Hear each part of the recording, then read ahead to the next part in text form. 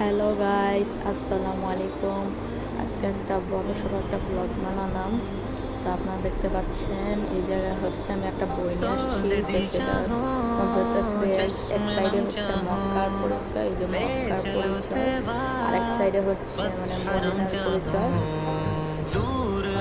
তো এগুলি আমি ভাবলাম আপনাদেরকে একটু দেখাই। কারা কারা নবীজির জন্য পাগল অবশ্যই মানে কমেন্ট বক্সে হাত তুললেন, সমস্যা নেই। তো তাদের জন্য হচ্ছে এটা বানাইলাম, আর যাদের যাদের মানে দেখতে মন চাবে তারা দেখেন, কোনো সমস্যা নেই।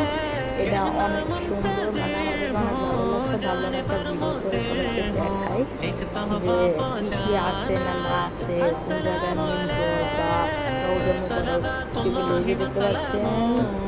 ফার্স্টে হচ্ছে মক্কার গেট দেখালাম, মক্কার গেট আপনারা দেখলেন।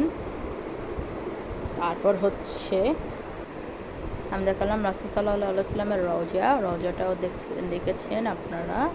তারপর হচ্ছে মানে এই জায়গায় আটটা করে দেওয়া আছে, এক একটা এক এক রকম। এটা হচ্ছে সালমান ফার্সির নাকি কোন নবীর জানি।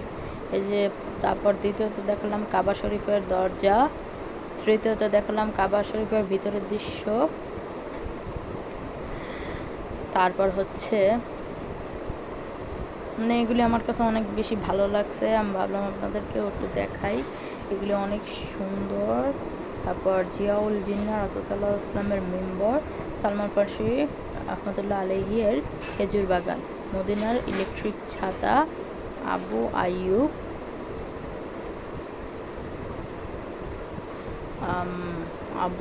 কি জানি,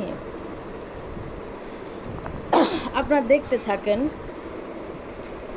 আর আশা করি আজকে যারা দেখতেছেন আমার ব্লগটা তারা অবশ্যই আজকে অনেক পরিমাণে সুস্থ আছেন, দোয়া করি। আর আপনাদের রমজান মাসে দিনকাল কেমন কাটছে আপনারা অবশ্যই আমাকে কমেন্ট করে জানাবেন। আর কারা কারা রোজা রেখেছেন অবশ্যই হাত তুলেন, কোনো সমস্যা নেই। আর রোজা না রাখলে আমি হাসবো না, আপনারা যারা যারা রাখছেন তারা হাত তুললেন, কোনো সমস্যা নেই। আর আপনাদের কাছে এই ভিডিওটা কেমন লেগেছে অবশ্যই আমাকে জানাবেন।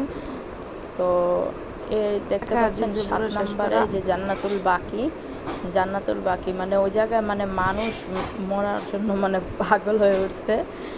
তো আমার এক আত্মীয় মানে হচ্ছে আপনার হজে গিয়েছিল, তারও মন চায় মানে সে ওই জায়গায় থাকতে, মানে যারই মন চাবে, যার ইচ্ছা হবে, তো মানে যারা যাবেন তারাই পাগল হয়ে যাবেন। আজকের ব্লগ এতটুকু, আল্লাহ হাফেজ।